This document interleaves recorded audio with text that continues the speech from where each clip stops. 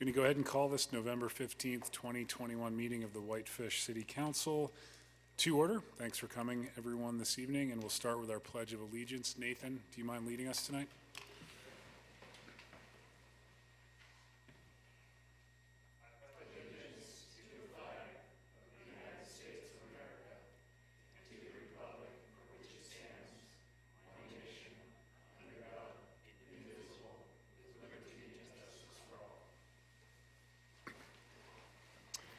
Thank you, Nathan. We'll move on to communications from the public. We do have 2 public hearings advertised for tonight, so if you're here to speak on those individual hearings, please wait until I call those individual hearings. With that said, if you have anything to bring to the attention of the council, now would be your opportunity. Please approach the podium and your name and address for the record, please.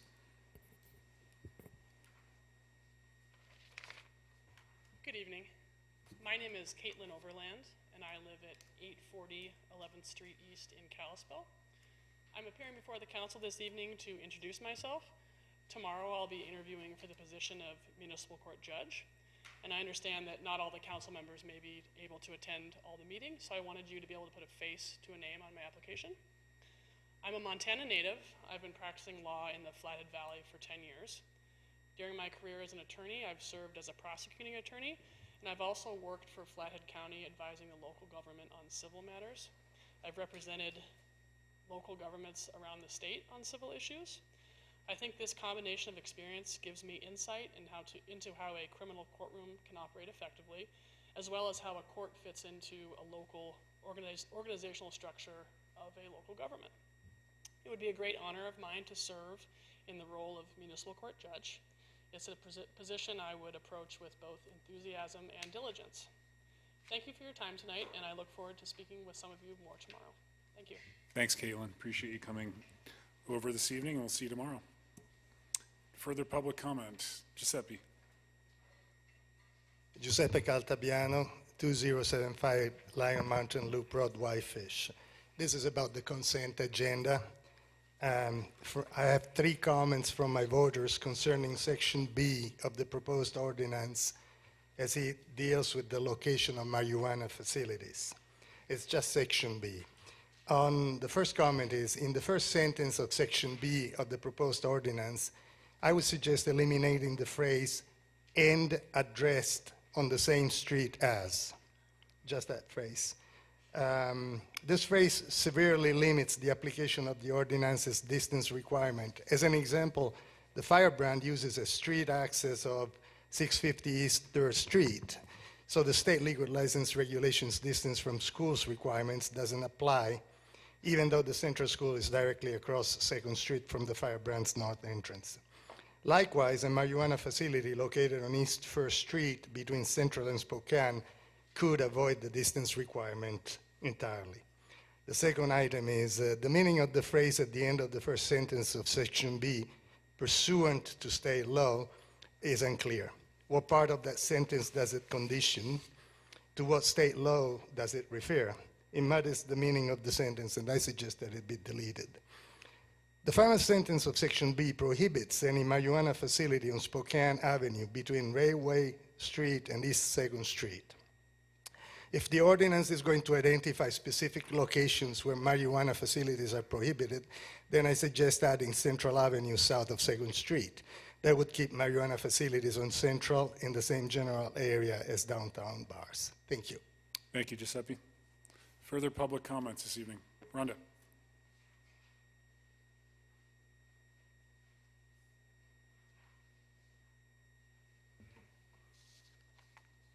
Good evening, Mayor and councilors. My comment is also pertaining to the marijuana ordinance on the consent agenda.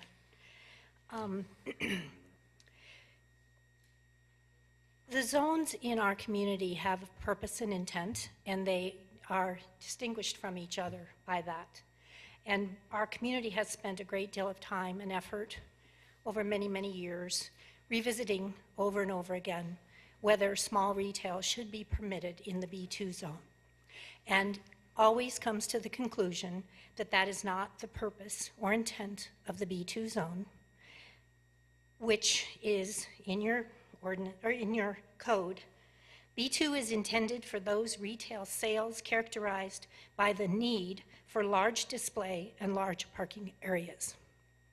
The B3 zone is all retail, and the distinction is so that the B2 is available for businesses that need large areas like lumber yards and car lots and so on. And because the Mountain Mall was existing before the zoning went in place, you can have small retail in the mall. So that's the way that things can go on the strip. But otherwise, it has been agreed on over and over again by the community that we would not encourage small retail because that's how you get strip malls and sprawl, because it's small retail. You don't build a bunch of little small standalone buildings. Strip mall sprawl. Small retail on the highway equals encouraging strip mall sprawl. So I would suggest that you just do a little more fine-tuning on this ordinance and take the part that says in B2 marijuana facilities, because that's all different things, that's retail sales and everything else, and clarify that retail sales of marijuana would not be permitted in the B2, simply because it does not meet the definition of that zone. For instance, you cannot have similar businesses in the B2. You can't have a florist, you can't have a bookstore, you can't have a shoe store, you can't have a women's dress shop, you can't have a liquor store, and you can't even have a drugstore. Walgreens is there because it was deemed a grocery store, which is allowed. Pharmacies are not. And unfortunately, we used to have a downtown drugstore, and because of Walgreens, we don't. So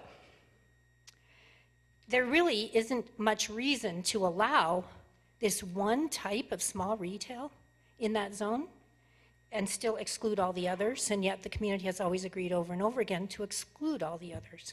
And if you do allow one, you don't have much leg to stand on. You know, classic slippery slope.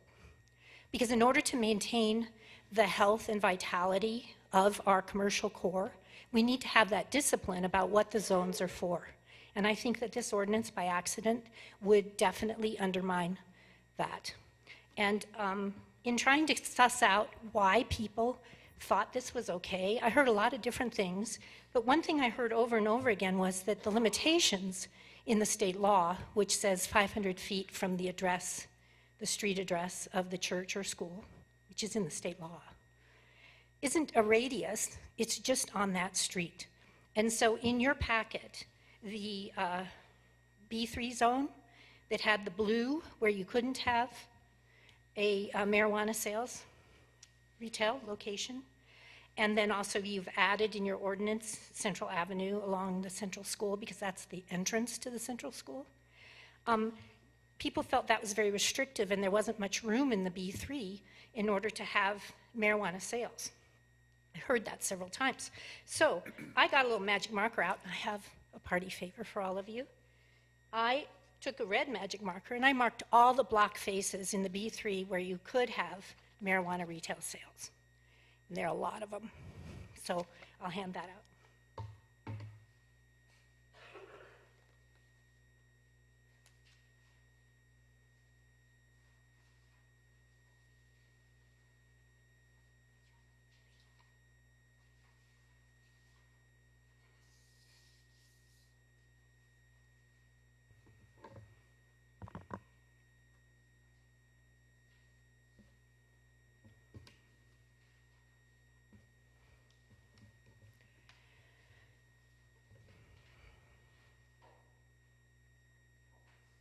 So as you can see from that map, the B3 goes all the way through the railway, all the way over to Miles. It also goes south of 2nd on Lupfer and Baker, and all the way down to 4th on Spokane Central and Baker, I think. So there is a lot of available real estate. And we're trying to encourage a shopping loop in the railway district, ground floor retail. So I would think that that's a very logical location. and could perhaps be a stimulus for other retail in the area. So I hope you will consider just pulling it off the consent agenda, doing just a little more work to make it a better ordinance, because once you allow something, you can't ever take it back. Thank you. Thanks, Rhonda. Further public comment tonight? Not seeing any. We will stay with the audience. Any volunteer board reports? How about the council?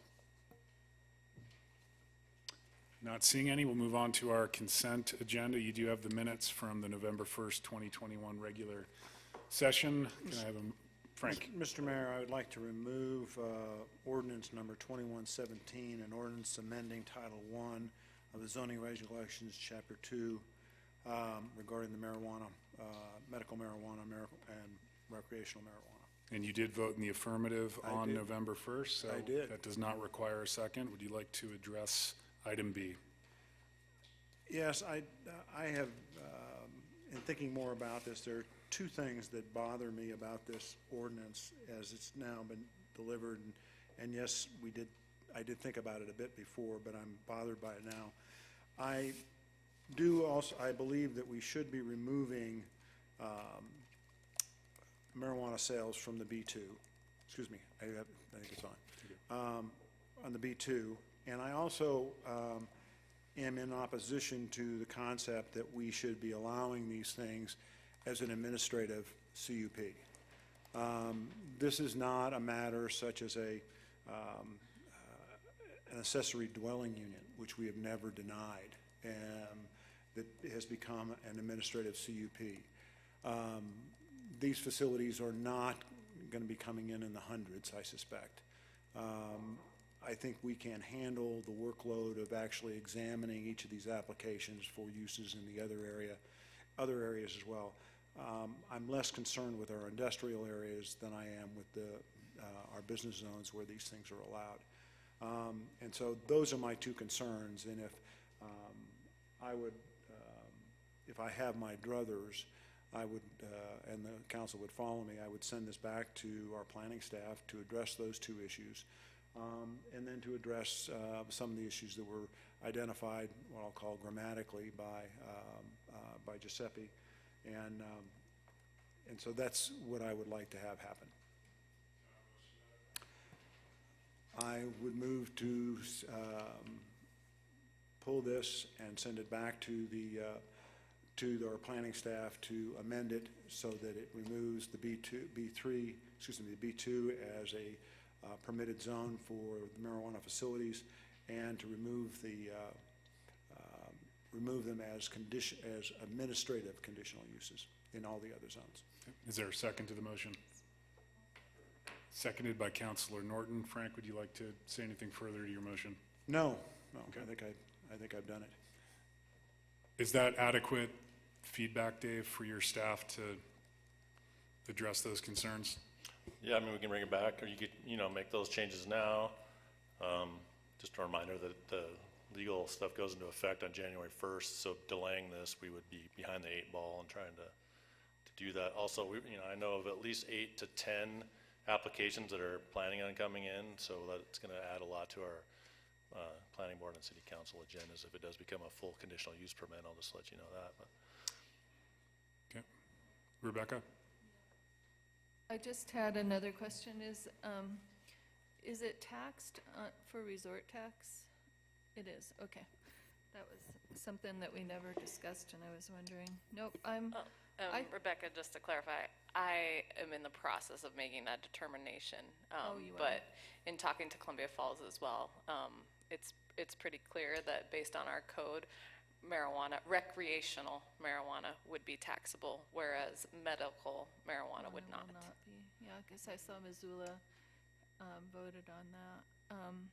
And then Kalispell, I was watching the Kalispell city mayor's debate, and they've really limited the scope of where they can put recreational marijuana. It's only in the industrial settings. So I think it's okay to pull back until we know more, and I feel better about doing a full conditional use permit until until we get the hang of it. We can always change it later to administrative if things aren't problematic, but it might be better for the public to feel like we have more oversight initially anyways. So I'm in support of it. Thanks, Rebecca. Further comments from the council? Ben? Did I hear 8 to 10 applications? Well, I mean, if you remove the B2, that might be reduced considerably. But just because of the 150-foot limit between them, there's very limited sites in the downtown, for instance, where they could be operated. You know, if somebody gets in the door, then they're gonna, you know, the first one, it's kind of first come, first serve as people submit them once this goes into effect, so. And just for clarification, if these do go to, from administrative use, it would go to a conditional use permit? A full condition, yeah, if you took it out of the administrative category. It would automatically So- trigger a CUP? Yeah, so we'd have to, we'd Yep. process them as they came in, they'd go to the planning board and the city council, and, you know, that, in that instance, since it goes into effect in December, we wouldn't be able to take applications till January 5th, which means we wouldn't even be able to get them to the planning board till the February 20th planning board meeting and to the council in March. Is there anything on the books from state law perspective that requires us to have a local ordinance before it goes into effect at the state level? That's an Angie question, I don't think so, but, Are we required to have a local ordinance in place before the state law goes into effect January 1st? I don't think we're required. I think it would be a good idea.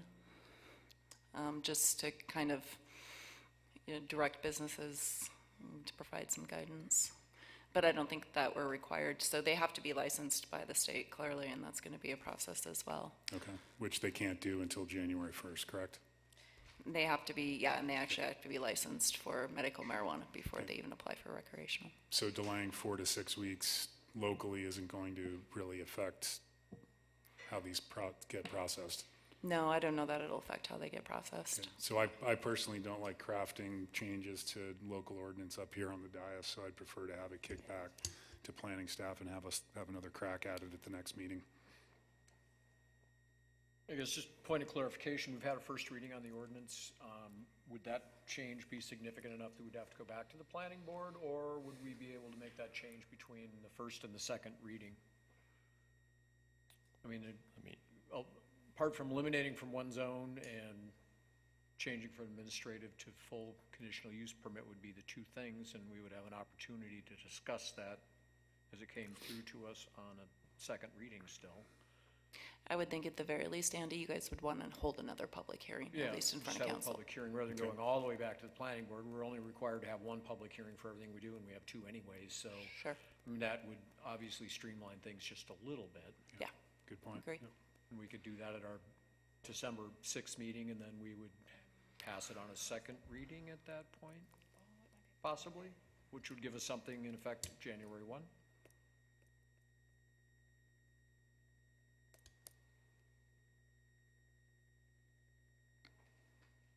I realize December 6th is a bit of a waiting meeting already, but. Yeah, sorry, we're just looking at for advertising. You know, I think even if you did do it on December 6th, you'd still have to have a second reading, and so you'd be, so you'd be early February before it's effective, which, I mean, isn't. But I guess my question is, do we have to have, could we not, we've already had a first reading. We've already passed that, and we would, and the whole point of having a first and a second reading is if you make some changes between those two times, which is why we have a waiting and cooling off period. Why couldn't we just have another public hearing and then pass it on a second reading if we make changes? I mean, I think we would be, legally, I think we'd be fine doing that. Yeah, I think you're wouldn't fine. we? Yeah, I mean, that's, would be my suggestion. So I we're mean- in the same position we would have been otherwise. I don't know. Seems to me that if we're gonna modify it that dramatically, we'd want to hold another public hearing, like going from, like, taking a whole entire zone out of what we originally passed on the first hearing. It's a pretty big change. But we would be having a public hearing on December 6th. The planning board would not Okay. see it. We're only required by law to hold one public hearing for land use issues. Okay. So But we that would would be have the that second public hearing. I mean, or if that we would could be the notify, first I hearing guess as would be well. my point. Would that be the first hearing then, or would that be the first reading again then, or the second? Second reading is my point. Yeah, it would still be the second reading. Yeah, it would be the That'd be second fine. reading On December 6th. on December 6th with a public hearing. I mean, we've got to really, you're on the planning board, you know as well as I do, and then if we're gonna suddenly say, all right, if we would decide to have them as conditioned uses, and then suddenly we've got 8 applications for that, I mean, I'm trying to expedite things here a little bit, and particularly when our attorney is telling us it would be nice to have something in effect on January 1st. So that's what I'm trying to do, I guess. I like it. Action in the motion. All those in favor, please raise your hand. Those opposed, like sign, and that motion does carry unanimously. Then I will need a motion to adopt the consent agenda as modified. I would move to adopt the consent agenda as modified. Is there a second? I'll second. Seconded by Councilor Hennon. Further discussion? All those in favor, please raise your hand. Those opposed, like sign, and that motion carries unanimously as well, which brings us quickly to our first public hearing, item 6A of the agenda, which is Resolution 21-47, a resolution approving changes to the business license structure and an increase in business license fees in the short-term rental application, and this is on page 38 of your packet. Ben. Good evening, Mr. Mayor and Council. You have before you a resolution, as you read, changing the business license and permit fee application amounts for the future here. We have taken a look at fees as a result of our short-term rental evaluation over the last several months, and we have come up with some changes to the short-term rental application fee. We also did look at the other business license fees that the city has as well at the same time here. So what we did is took a look at what changes are occurring as inflation and also in the wages of staff that work on business licenses, and have made some smaller changes to the business license structure, but more significant changes to the short-term rental business license and application structure.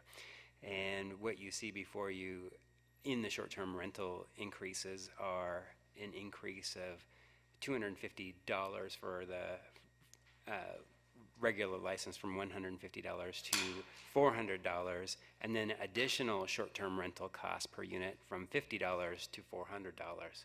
And one of the reasons for that is to keep each unit at a similar level, since we are wanting to take a look at each short-term rental unit on its own, and we thought that having the same fee for all of them made a lot more sense.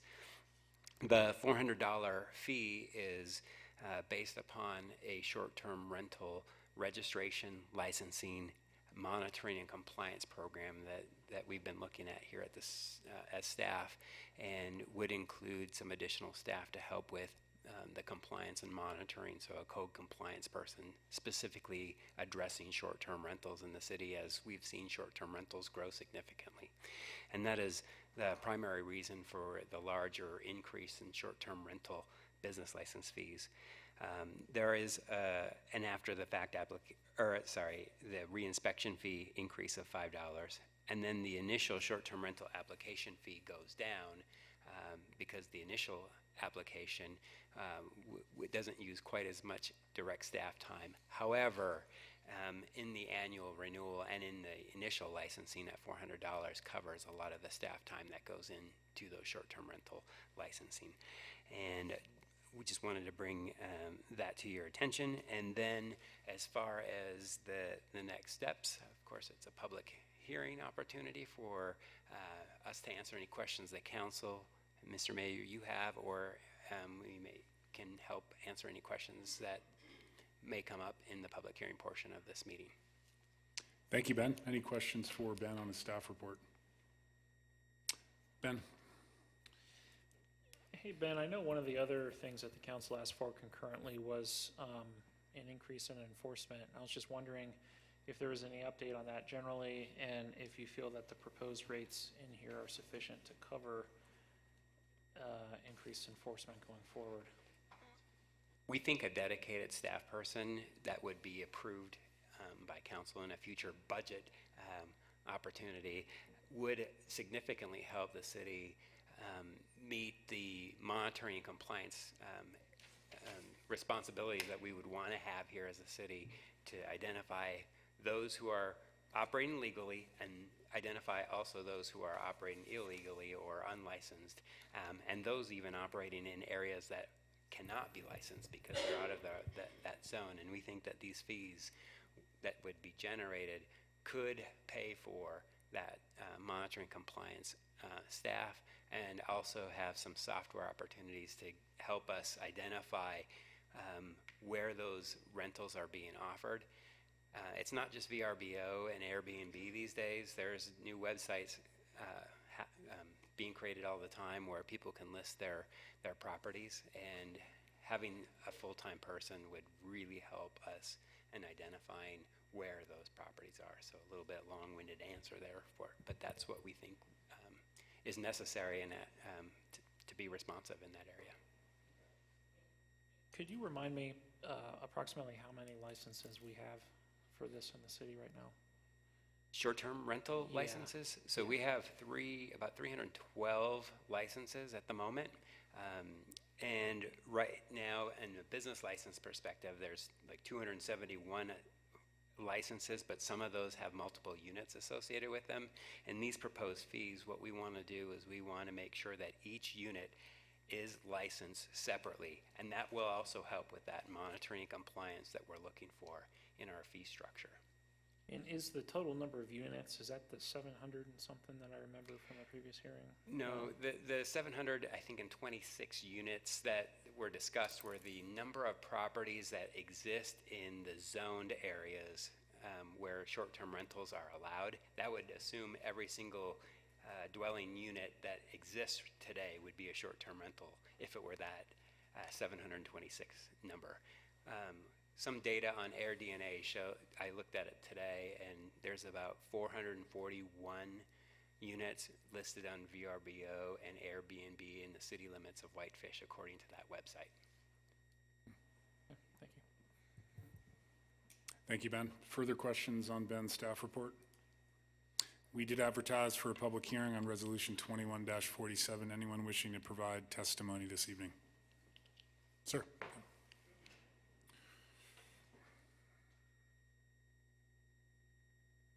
Good evening. My name is Vincenzo Saravo, 1013 Wisconsin Avenue.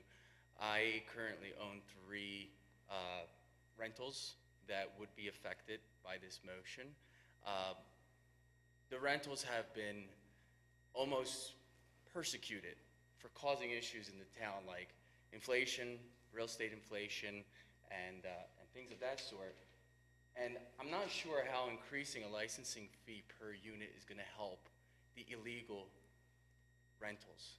There are dozens and dozens of people that are not zoned properly, that are on Airbnb and VRBO and are making money, and persons like myself who are running 100% legitimately and legally, we're the ones paying the cost. Now, if the money is going towards mitigating the illegal rentals, that would be great, and I'm all for it.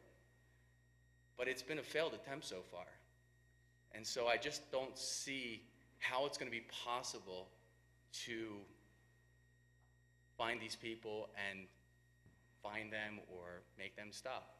It's one of those things, it's a rat race. The other question I have is, are the hotels in town paying the licensing fee in the same manner? A hotel that has 30 rooms, 30 units, do they pay $400 per unit? Because I have each house of mine, if you're going to consider each home an individual unit, my home is no different than a hotel room at the Firebrand or at the Lodge. Shouldn't they be paying the same amount? If we need to generate money to help mitigate the issues of illegal rentals, that'd be a great way to do it, and maybe we could reduce the cost by having them contribute to it. And that's pretty much all I have to say on the matter. Thank you. Thanks, Vincenzo. Appreciate it. Further public comment this evening? Rhonda.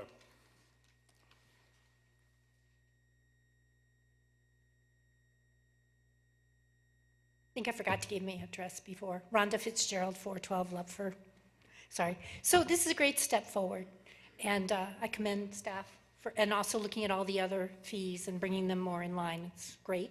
Of course, we have to do a ton more, but this is a good first step. And I looked at AirDNA 2 weeks ago, And it had over, I think, 530 for VRBO and Airbnb in the last month, September, October. So some may have dropped off in November, and then we'll re-up again. Because they scrape the site. That's how they find the number. But what I noticed was that the number had increased by 50 just in about a 6-week period, from the July, August numbers to the September, October numbers. That's a pretty steep increase. From 470 to 530 is a lot. So this is a problem that's just going to keep getting worse, but this is a great step in the right direction. And if it generates enough funds to have a dedicated employee, which I'm assuming that's the purpose, partly, that will be great. Because, yes, there are cheaters out there, and it's hard to catch them when you don't have anyone keeping an eye.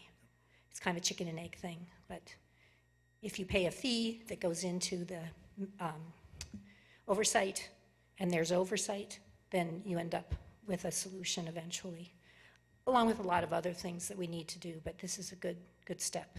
So, thank you. Thanks, Rhonda. Further public comment? Not seeing any, I'll go ahead and close the public hearing and turn it back to the council for a motion, preferably. Steve? I move that we adopt Ordinance 21-47, resolution amending Resolution 20-05 and Resolution 21-10 to extend the duration. Oh, wrong one. Yep. I'm in the, okay, 6A. sorry. I missed the last meeting. I'm a little out of practice. Resolution 21-47, resolution approving changes to the business license structure, an increase in business license fees, and the short-term rental application fee.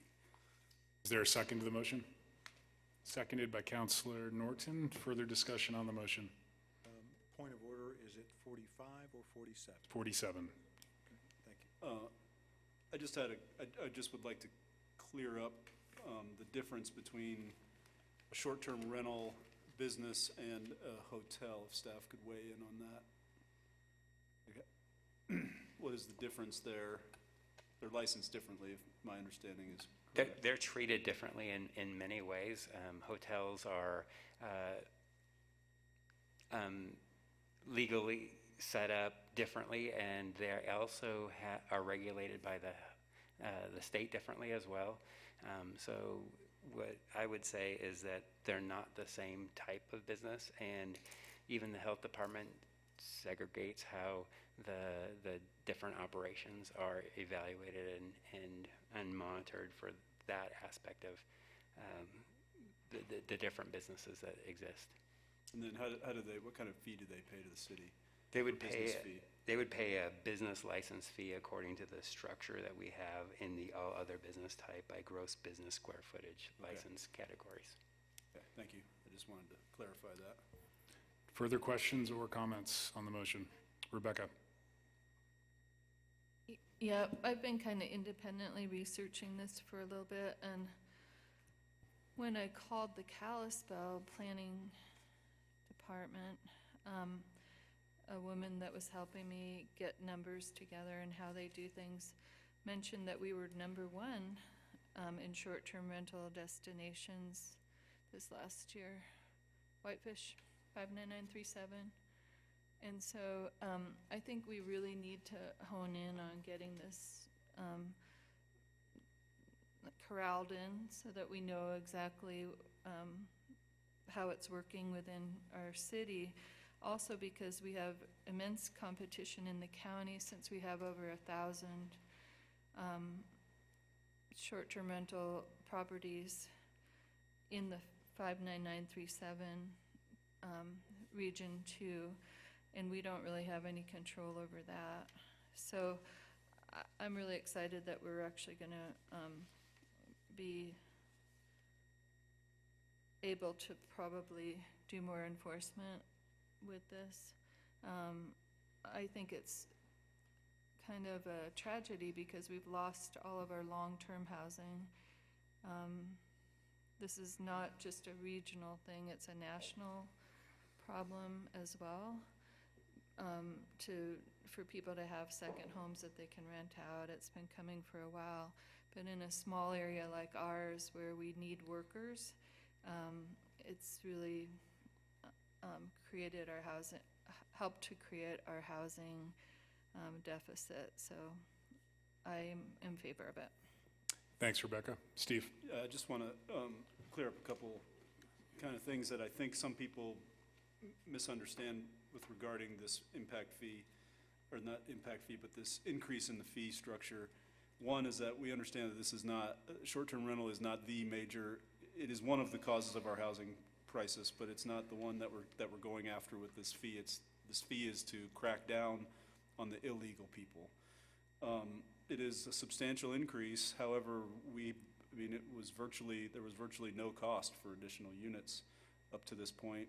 And it was clear that we didn't have the funds to actually crack down and hire someone that can actually go out and find who's doing this illegally. And now we will have the funds to do that.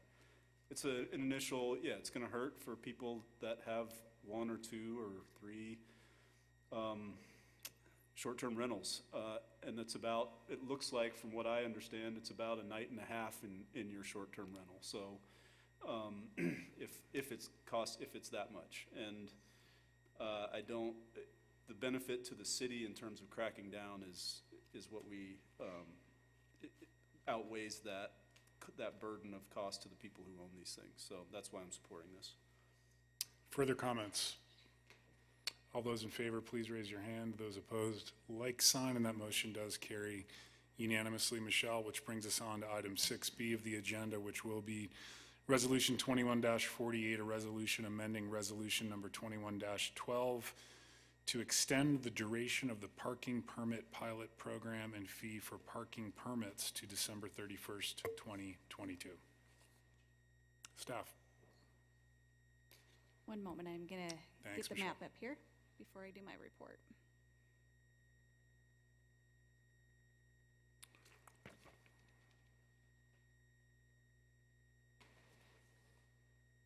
All right, so maybe onto some positive note. Moving forward with the parking management plan that we put into place October 21st, 2019. The management plan recommended the city to create a parking permit program for the downtown area and establish a committee to implement the program. In February of 2021, the council adopted a resolution and created the Parking Permit Implementation Committee. PPIC is what I like to call it for short term. The Parking Permit Committee, they came to fruition and they came up with a parking permit program that the City Council adopted in April of 2021. That program ran for 2 months in the peak season of July 2021 through August 2021. The cost of the permit was $20 a month and valid for only 1 license plate per permit. Permitted parking was allowed in only 3 designated surfaces, as you see on the map on the screen. The first was being at 3rd Street and Central Avenue, the second at East 2nd Street and Spokane Avenue, and the third directly south of Whitefish Community Library, and then also the uncovered level of the City Hall parking structure. A survey was emailed out to the 85 permit holders on August 20th. Only 21 participated in that survey. All of the 21 participants felt that the monthly price of $20 was a good value for the convenience of an all-day parking permit, and 20 responded that they would participate again in the program. The 3rd Street and Central Avenue lot was the first choice of 17 of those who responded. While the program allowed for a permit holder to park in any of the 4 lots listed, the majority chose to park on the side streets if parking was not available in the first choice lot. The intent of the pilot program was to alleviate the need for employees and business owners to leave work to move cars to avoid parking tickets, keeping convenient on-street parking for open customers of downtown businesses, minimizing the costs to the city of implementing the pilot program, and collecting data to form future parking management decisions. Since the program was for 2 months, the committee felt it was not long enough to make decisions for future parking management. At their meeting on October 26th, the committee voted to extend the parking program and to continue to collect data that will help form a more permanent parking management program. There's no financial requirements for this. And so with that, staff recommends the City Council approve the proposed resolution extending the duration of the parking permit pilot program and fee for parking permits to December 31st of 2022. And I can answer any questions if you have them. Thanks, Michelle. Any questions for Michelle on her staff report? Frank? Michelle, thank you. And I really wish we'd even gotten a little higher return rate on the survey. Did I hear you say correctly that if the individuals that are participating could not find a spot in their the lot that they preferred, that they simply just parked on the side streets anyway? Yes. Thanks. Even those businesses that are directly across the street from the parking garage. Right. So that is kind of where we want to keep collecting that data from the enforcement to see exactly where those permitted parkers are parking. Right. And then kind of hone in on how to incentivize them to park elsewhere. Okay. Thank you. I just thought that was an interesting. Yeah, we did too. Okay. It goes to the often stated routine around here. If the parking lot's not within 30 paces or less, they don't want to use it, and no matter where it is. So I just think that's interesting. Thanks. Thanks, Frank. Further questions for Michelle? We did advertise for a public hearing on what will be Resolution 21-48. Any public testimony tonight? Giuseppe? Giuseppe Caltabiano, 2075 Lion Mountain Loop Road. I surveyed 969 people who voted. I only got 200 answers. I don't think my comment will need to address this, but I wanted to put out a couple of important feedback. Number one, we surveyed the residents, but we don't need to survey people from out-of-state plates. We are permitted to charge out-of-state hunting licenses and fishing licenses a higher fee than for a local. We have an electronic system that allows to automatically and no additional charge discriminate between a state of Montana plate and non-state of Montana plate. So one of the ideas could be to involve the committee to get more return and to tune traffic and pollution to start tuning up fees for out-of-staters into the city or in different areas. So I just wanted to bring this feedback because that will allow more spaces in town and maybe alleviate this issue. The other point is I talked to probably 50 to 60 tourists whom I saw the cars parked there. And I think the ticket for one day, the fine is what, $25 if they overstay their 2 hours limit. So if they're fined $25 overstaying the 2 hours limits, this tourist told me this is cheap parking in Whitefish. So we just pay the fine and sit there for the full day. So just as a feedback. Thank you, Giuseppe. Nathan. Nathan Dugan, 937 Kalispell Avenue. Hadn't planned on talking about this one, but I think it's no secret that I disagree with Giuseppe on some things, but I think he's dead on this one. I agree with him on this. I think this program, from what I know about it, like I said, I didn't dive into it, but kind of just what I've seen, I think it's a fairly regressive program, especially for, you can nod. I know you don't typically answer. This is basically for people that are like working in restaurants and stuff downtown, right? Buy these passes so they can park and stay there. Yeah, so that's why I think it's employee. Yeah, fairly regressive because it's kind of the lowest paid people in town. We're asking to pay the parking. And so that's kind of all I'll say about that. But it's obvious in the summer at least that the parking downtown is entirely too cheap, which is one reason that I ride my bike everywhere, and I would anyway, but because there's nowhere to park ever. And so we'll see what happens in the winter, maybe getting that way in the winter as well. There is a book that I haven't read yet, but that I know about. It's called The High Cost of Free Parking. Would recommend maybe looking into that one because I think it's a little crazy that we pay somebody to go police our free parking. And we should be charging the tourists for the parking downtown because they will pay for it. And the city can make a little bit extra revenue that way, and we can have some places to park as well. Thanks. Thanks, Nathan. Further public testimony on this item? Not seeing any, I'll close the public hearing and turn it back to the council for a motion to start, please. Rebecca. I'll make a motion to approve Resolution 21-48 to continue the parking permit pilot program. And I think this is a great idea to continue it. Is there a second to the motion? I'll second. Seconded by Councilor Sweeney. Rebecca, would you like to speak to your motion? No, I Okay. think it's great. Thank you. Thank you. Further comments on the motion? Frank? Just one thing, this is a little bit response to some of the comments we had this evening. We can argue about the high cost of free parking. I would suggest that we might want to also listen to the downtown businesses who might suggest to us that if we start charging out-of-state or visitors to this place to come downtown and park and shop, that might damage their business a bit, and they may not like that as much. And I think that they should have a right to have some say in that. So I think this program has proved to be, I think, useful to us, and so I think I'm fully in support of it. On a personal level, I would have some not insignificant reservations about penalizing visitors to our town who are patronizing our businesses and paying our resort tax under those circumstances. That's not the kind of town we are or want to be, I think.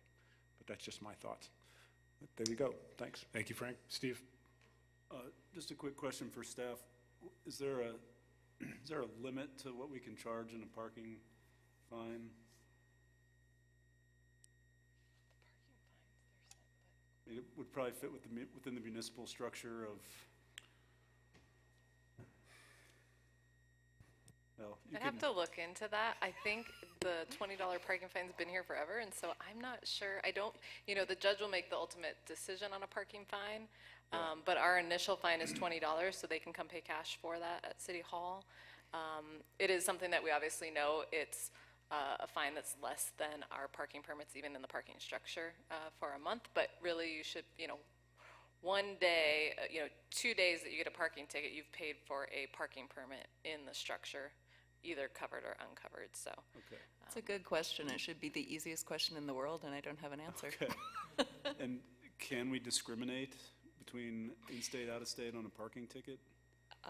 No, I don't think so. Actually, we did that with, Montana did that with hunting licenses, and it went all the way through the United States Supreme Court. I think that ultimately they found that it was permissible, but I would be careful, but I'd be happy to research that for you. Okay. Maybe if you could just, yeah.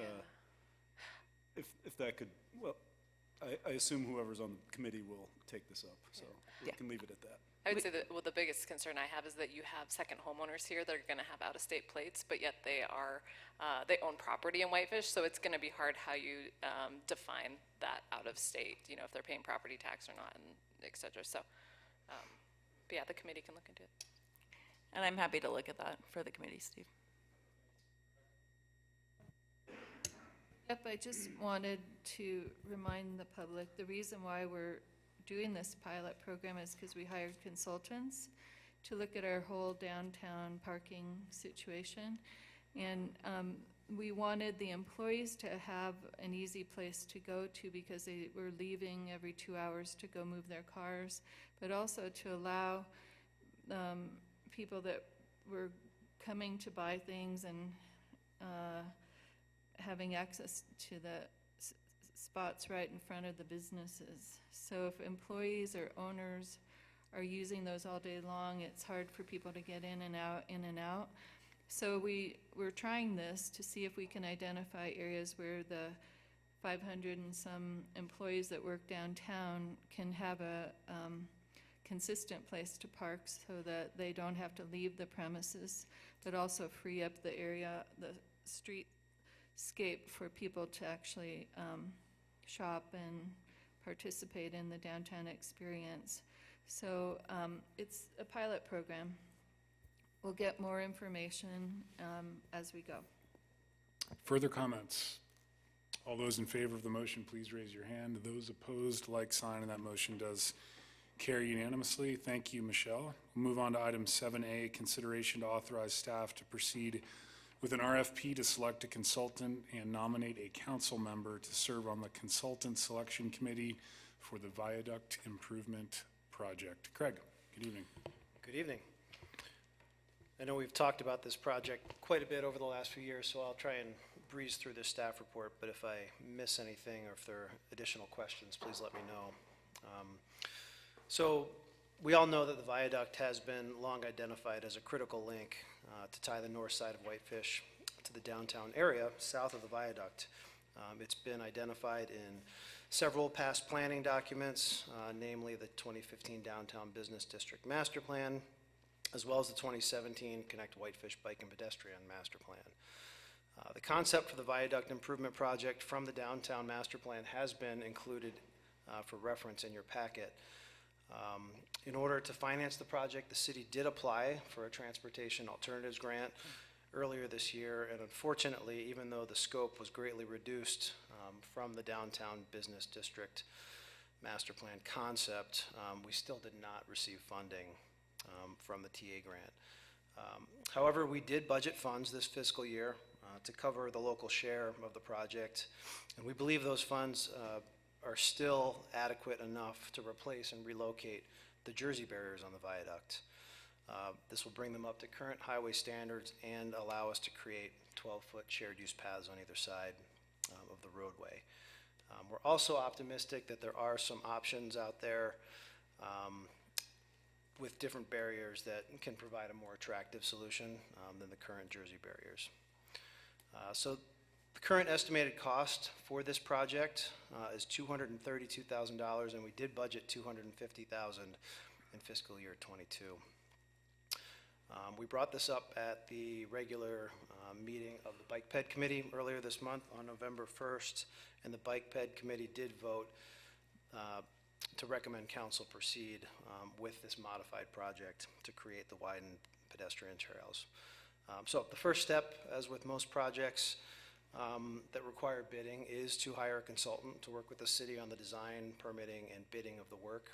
And it is staff's recommendation that council authorize the Public Works Department to proceed with a request for proposals to complete this work and, everyone's favorite, nominate a council member to serve on the consultant selection committee. Thank you, Craig. Any questions for Craig on his staff report or what's being requested? I have a comment, Craig. When we look at the current Jersey barriers and what we can afford now, it pales in comparison to what we have illustrated in the downtown master plan, and I understand that we haven't been successful in the grants. Are there alternatives to concrete Jersey barriers that we can consider? The examples that come to my mind are the recent improvements they've done in Missoula to like the Higgins Street Bridge, the Orange Street Bridge, where they've removed those and replaced them with more ornamental steel that still meet the intent of separating pedestrians from vehicles. Yeah, that's definitely something that we'll get into on this project. I think that trying to do a welded steel product is going to exceed our budget, but we would plan to carry this through a public process during the design, because it is obviously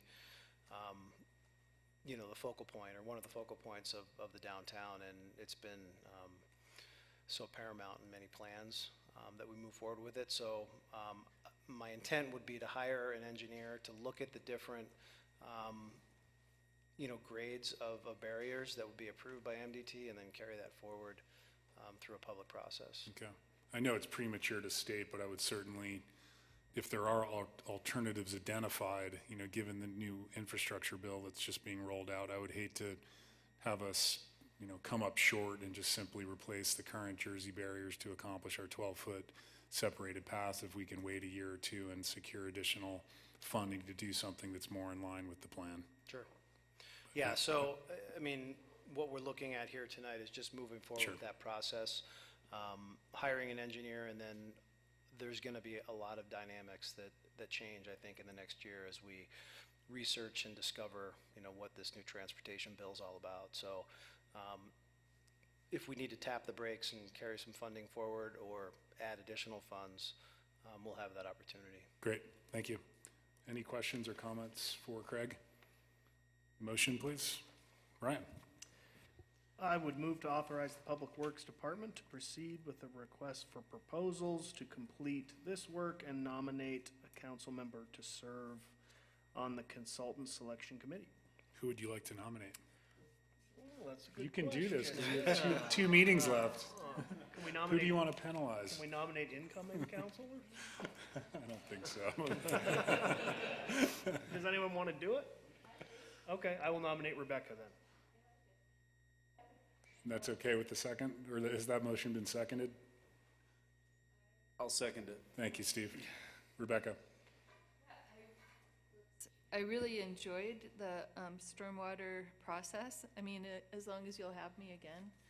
But I think it's really interesting to work with the engineers and see how it all is done, so I'd be happy to do it. Thanks, Rebecca. All those in favor of the motion? And that carries unanimously. Thanks, Craig.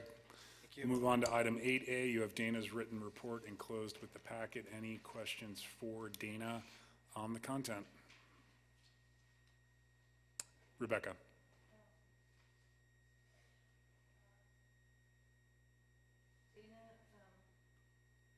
Would you please talk about the impact fee debacle that we're kind of researching? Because it keeps coming up on social media, and I just want the public to know that we're researching it. And today someone said that there's like $4,000 per household and that kind of stuff. And so I just wanted the public to know what's really going on. Sure. Okay. Yeah, thanks, Rebecca. We are in the process of looking back through building permits through 2019 regarding the fixture count issue that we identified. Those refunds will be issued to the property owners.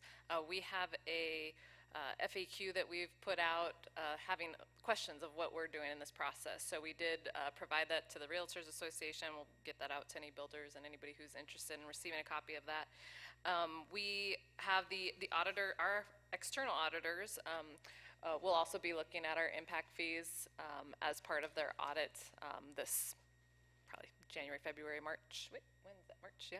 Somewhere time frame between January and March. And so they'll be also looking into our program as an external look. But at this point, we're just moving through the process. We did receive notification that our Public Works Office Manager, who was auditing the building permits back to 2019 for the fixture count issue, she did provide her notice to the city, and we wish her well, but we anticipate that at least most of the work should be done by then. If not, we'll be able to identify another individual to help with that project. So we are moving forward with that. It's going to take time. We continue to see, staffing shortages as other businesses are facing similar challenges, and then rehiring. So there is no dollar amount that I could say that a household is due. It's going to be very much dependent on what fixtures they have. And if their building permits, or excuse me, building plans correctly labeled a bathroom, basically, is what we're looking at. We're looking at a shower, standalone shower versus a shower bathtub. And so that is just where the difference was. So that's what we're looking through right now. FCS Group did get back to us with information on our impact fees. They don't see anything wrong with the allegations. The allegations that are out there, they didn't have any concerns with. And then we also reached out to AE2S, another engineering firm, to also take a look at the way that we do our meter sizing and impact fees. And they also felt that actually in the end we could charge more if we moved to AWWA standards, which is more common out there and referenced by the individuals making the allegations. So in the future, we could also look at moving to AWWA, but that would actually increase the amount of impact fees we would charge if we wanted to. So, thank you. Okay, thank you. Thanks, Rebecca. Ben? Just one follow-up question on that issue. Is there any written response that's going to be published from the consultant, ideally in response to the allegations that were made on impact fees? You know, we did not hire them to do that. They did send an email, but I would say that in general, unless we hire them to do that, they probably won't, just given litigation. The litigation has been threatened, and so we are, they want to make sure that they're on solid ground if they're going to provide their professional opinion on something. So if it's going to be an issued report, we would have to contract with them to do that review. Okay, but they've verbally conveyed the fact that they disagree with the allegations. They've basically responded to the questions that were asked of them to me, which was the allegations. And there was the question that I did not ask them, but actually Mr. Gilman asked them, because they will not communicate with anybody but their clients. It was their stance. Will the city be issuing anything written? You know, I'm working on a report, but to be honest, I don't know when it will get out. Like, I've collected all the information, and we're basically have a stack. But, we'll just wait till our auditors are done before we even do anything, because I think that, their request was to have an audit. Our auditors are going to look at it, and so I don't know how else you would go about meeting their request, but to have the auditors look at it. So I'd say through that process, once that's done, then we could issue something. And will the auditors be issuing something specific to the impact fees, or they'll just say broadly the city is in compliance? If they don't identify it in the report, that means that there was nothing significant to note. So I would say yes, the auditors have been contacted by the state of Montana. Right. To include as part of the process. Thank you. Thanks, Ben. Further questions for Dana on her report? Dana, anything else to report on this I evening? have just a couple things. One is I had a request from the Greater Valley Health Center, which was formerly known as the Flathead Community Health Center. They are once again applying for a grant for that center. We did in the past provide a letter of support. I should say I wrote the letter of support on behalf of the city. Remember that Flathead Community Health Center was actually the entity that helped us with to provide testing for frontline workers when COVID first really hit our area, and they were doing this surveillance testing out at the high schools. So unless there's council opposition, I would like to issue a letter of support, as I do feel that they provide a service to our community. It's the greater Flathead. It is not just Whitefish, but I believe that Whitefish residents do have value in having this program in our valley. So, okay. Just another note, this is more just a feel-good item because we're on feel-good items today.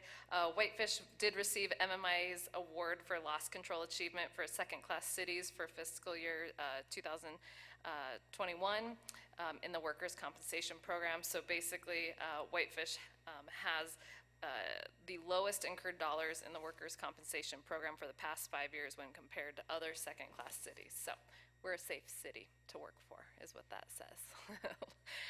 So it's nice to be recognized for something like that. And then I'd also like to just add to my report that today Jessica Nymark joined our planning office as a Planner 1. So we finally have our planner positions filled. We are in the process of hiring a building inspector / code enforcement. So keep in mind, we've been out without a code enforcement officer for a time being. As we look toward the fees for short-term rentals being increased, those new rates go into effect with the renewals that will be January 1. I will recommend in the fiscal year 23 budget that we add the code enforcement, full-time code enforcement position, unless council wants to direct that to occur sooner. I think financially we can anticipate that most will renew in January to sustain that position for the first 6 months at least. So I will leave that up to council if you'd like to amend the budget and move forward with that change. So with that, I think that's all I have. We have municipal judge interviews tomorrow morning here at City Hall. 8:30. Thanks, Dana. Thanks. We will move on to communications from the council. Rebecca, would you like to start tonight? Thank you. I have a few things. Number one, Dave, how are things going with the town pump lights? They were, I kind of overstepped my position by stopping by there because someone had told me that they had neon lights going up. And then I talked to the people there and I called the architect, and he realized that they were maybe not compliant with what they'd agreed to put on, and so I fixed it. And then I found out I shouldn't have fixed it, that I should have let Dave fix it. And so, anyways, is it fixed then? Like, Yeah, I thought you took care of it, Rebecca. I did. Sorry. Well, I didn't mean to take care of it. I just was calling to see if it was possible to change them, and then somehow in the conversation, I did fix it. But I wasn't sure if I really fixed it legally, because then they have rights to work through the process. And so, anyways, I'm a volunteer, but, All I can tell you is that Wendy was trying to contact their architect today to find out what the status was and find out what exactly you told them and what they thought they were supposed to do and what they were required to do, so trying to clear that up. yeah, they haven't had the lights back on, I've noticed. So, anyways, well, we'll see. We have a new ARC review standard where we don't have bright colored lights going up flush mounted on our exteriors of our buildings. And so what Dave said was, though, that when they came through the process, that wasn't part of their agreement. It hadn't gone into effect yet. Yeah, but we do have some sign standards where, you know, we might be able to apply to that, but they're not as stringent as the new standards that we adopted with the new ARC standards. Yeah. And they were held to the old standard, so. Yeah, so anyways, okay.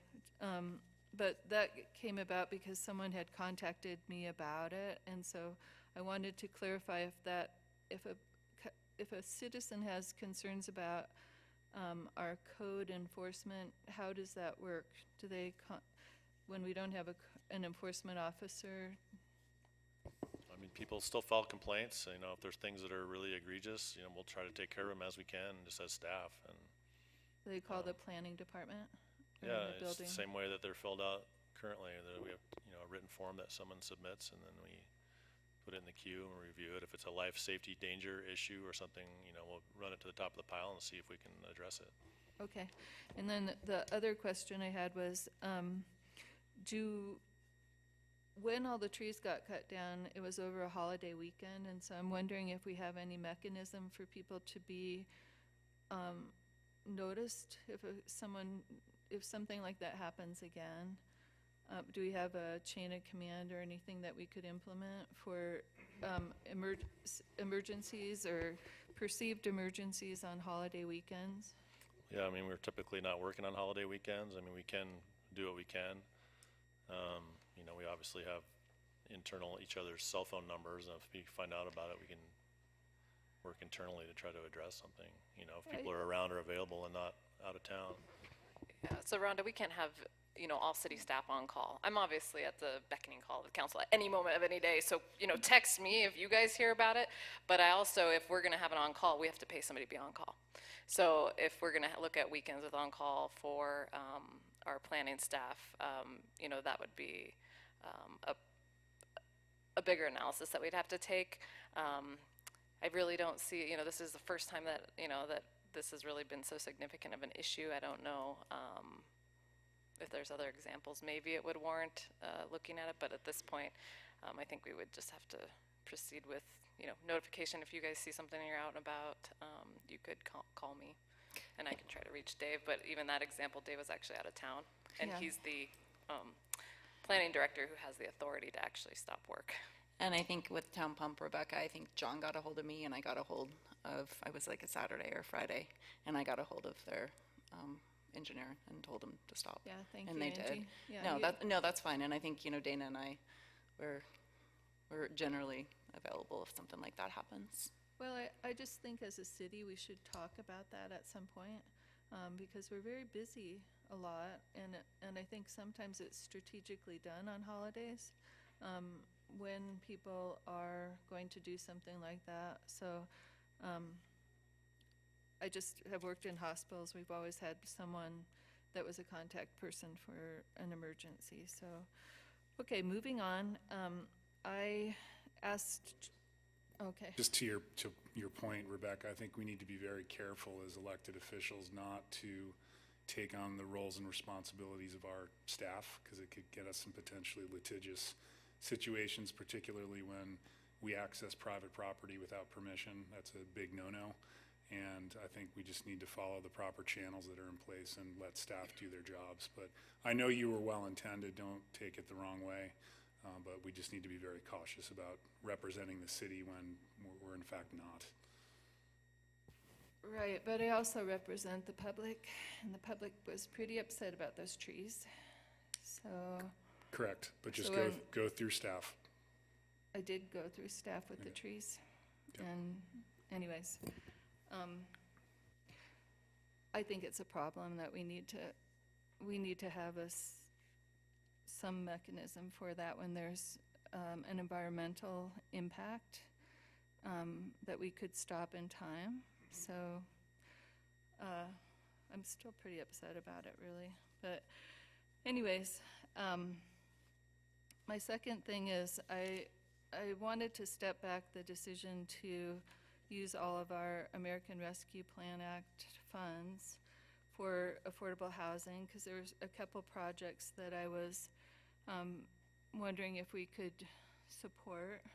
So I left Dana a few ideas about that, and then I emailed you guys late this afternoon something from the North Valley Food Bank.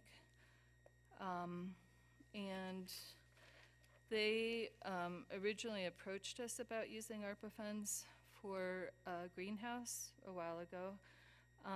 And then what's happened since that time is they've approached local farmers about a gleaning program where the farmers have excess produce that they have to take out of the fields. And so we are going to be working with the farmers on a volunteer program where a VISTA volunteer would coordinate people to go out to the farms and collect produce that was going to be plowed under in time.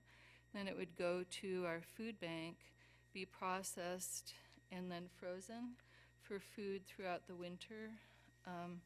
We actually serve Trigo Essex, Olney, and Browning as well.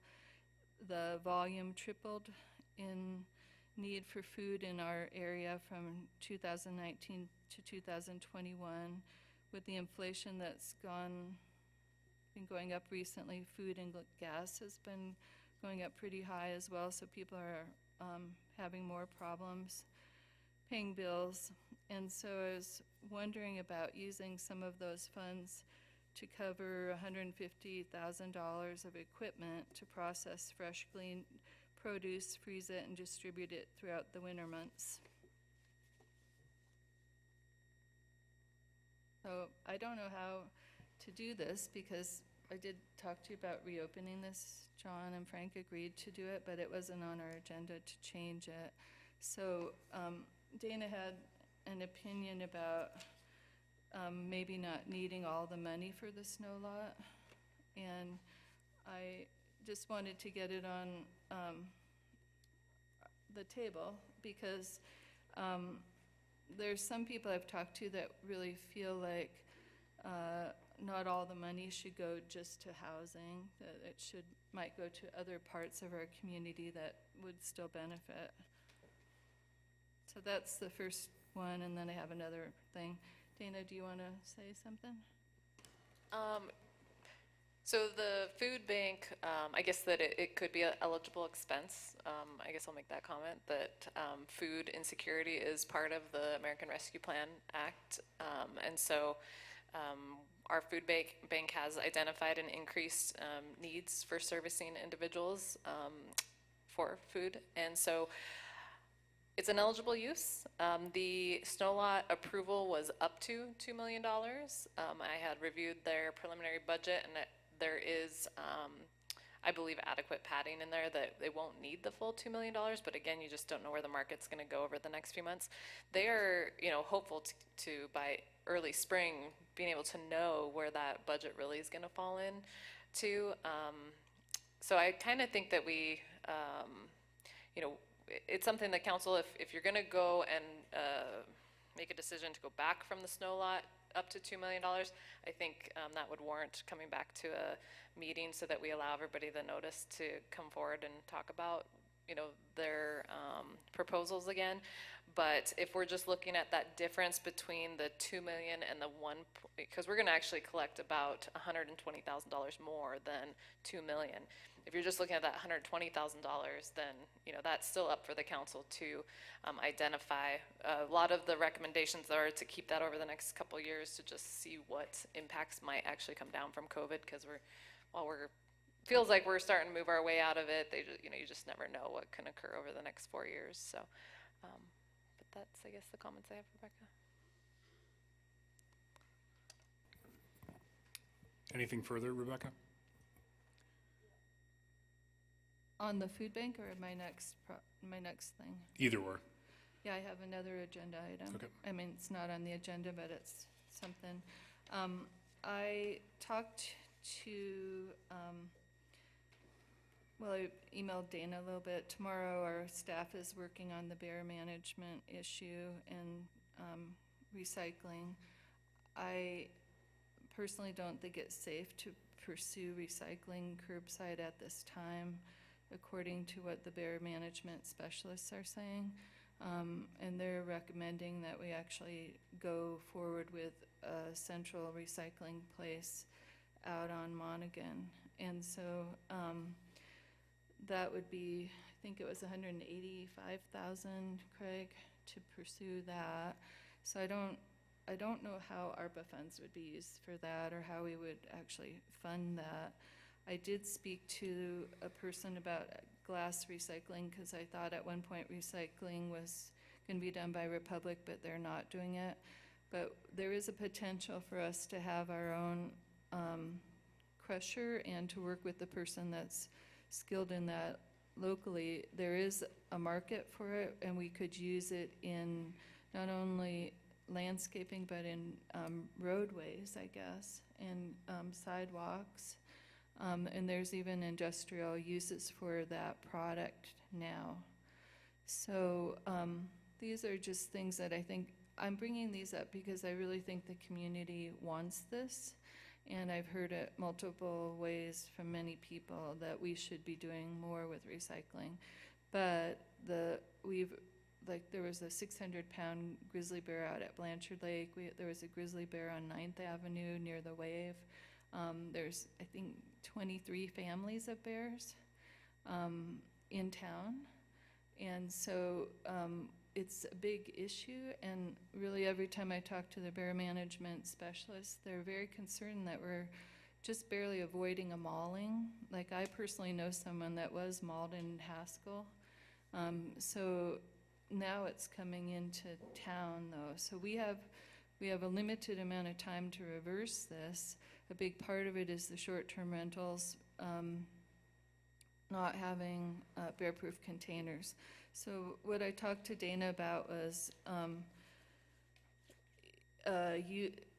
somehow funding Tier 1, which is, Michelle, I don't know if you were able to get that map that I sent you from Fish and Wildlife, but anyways, it's mostly around the lake and along the river. The cans are $80, the Kodiak bear cans. What they're recommending is that we go to, in Tier 1, everybody has a rollout Kodiak can to start with. And then, but the problem is the expense, because it's $80 to get the can, and then it's $20 a month in addition to our monthly amounts. So it's spendy, but that would at least start us reversing the problem of actually having so many bears in town that we have to worry about maulings of citizens. And I guess it's a real threat. And so I keep hearing it over and over from the bear people and then from different people seeing bears around town. And so I just wanted to make sure that we were realistically dealing with this problem.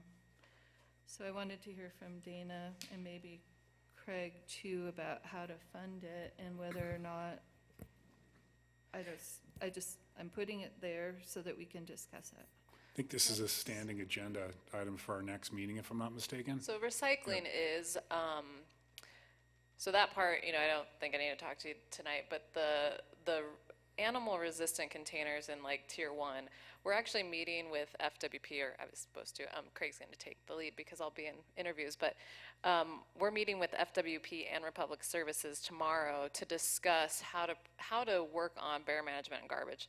And there's multiple options out there. So one of the ideas we'll be talking to them about is changing all of our 300-gallon containers that are alley service to curbside service with the 96-gallon containers. That would allow for those individuals who want an animal-resistant container to purchase that and pay for that higher monthly rate, or they can secure it in their garage. But the requirement in our code is that you secure your garbage. It has to be secured. So then if you think about the enforcement officer that we're looking at for short-term rentals, this could also be a small portion of their time where they're actually looking at enforcing garbage regulations. The short-term rentals will be required to have animal-resistant containers should the language proposals that are going to planning board at the meeting this week go through and then come to council and are adopted. So that is proposed by staff already. I would say that, in general, though, we're working on a solution. Animal-resistant could be the option for a mandatory, but it might not be the only option. And so we're trying to look at what does FWP recommend. And they were on board, when we were talking about just regular 96-gallon containers, and then you just hold people accountable because it's not as expensive. And so we'll see what the conversation comes up tomorrow. But in that, we're also going to obviously address some of the concerns about recycling being a attractant, and so that we have the best information for the council at your public hearing on the 6th. But I think the public hearing was closed, but we'll finish up that agenda item then.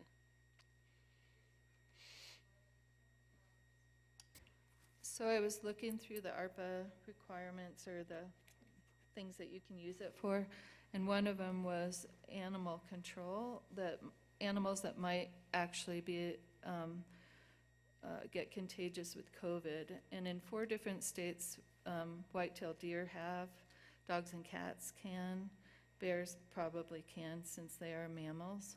And so I don't know if that's a possibility for ARPA funding, where we actually worked with someone on mitigating the risks of wild animal interaction in the city and fund some of this through that.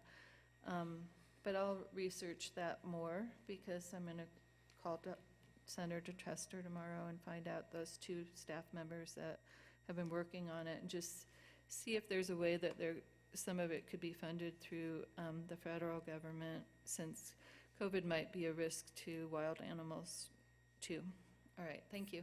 Thanks, Rebecca. Ben, anything this evening? Thank you, Ben. Steve? I would just like to congratulate Ben and Andy and Giuseppe on winning election to council and taking office in January. So congratulations, gentlemen. Thank you for running, and thank you for putting your necks out there, and I look forward to serving with you. Thank you, Steve. Ryan? Nope. Nothing this evening. Andy? Frank? In addition to that, congratulations. I'd like to give a shout out to Phil. I cannot tell you how really excited I am that you're here tonight. You didn't win, you came, you continue to be interested. Thank you, I appreciate it. That's all I have. Thanks, Frank. I echo those same sentiments. Just a quick update. We did meet with DOT today regarding our downtown highway project. It was myself, Karen, Craig, Dave, Dana, and Angie. We mostly focused on next steps, recognizing that we're essentially reached an impasse with a preferred alternative, and where to go from here. We, I think, came to consensus that for right now, we are gonna table the study for up to 1 year until we get a better understanding of what's included in the infrastructure bill. And that might give us some better guidance, and DOT some better guidance on whether or not the national highway or the NH design criteria are modified as a result of this new infrastructure bill, which may give us some additional flexibility with securing NH funds for some of the work we want to do in the downtown. So that's kind of our next steps.